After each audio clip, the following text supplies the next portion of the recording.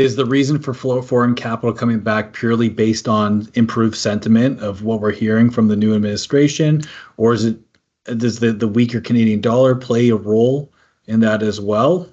I think it's probably a combination of things. I think Yeah. Canada is more investable today based on the leadership than it would have been certainly over the last number of years. Yeah. I think the makeup of our market, which is quite different than the US, we don't have nearly as much tech.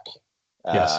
We have a very financials driven, materials driven, energy driven market. And those three areas are three that have actually been doing quite well this year. And I think probably explains why the TSX has been able to lead this year as opposed to lagging.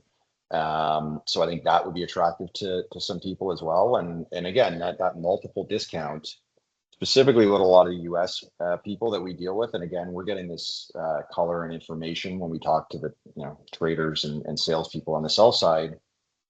What causes money to come in and out is typically if Canadian names get to a point where they're much, much cheaper and it's a similar business with similar exposures from a macro perspective, they'll come and buy it here. When that multiple gets higher, and like I said, there was several points kind of in the last 10 years where the TSX broadly would have traded in line. That would be similar if you look down on sectors and subsectors.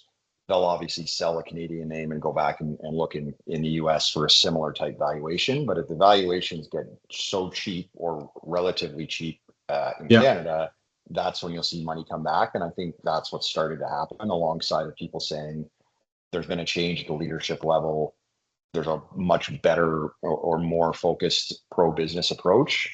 And then I think the makeup, again, the materials and energy and financials being such a bigger part of our market weight than the US is right now anyways, I think quite attractive.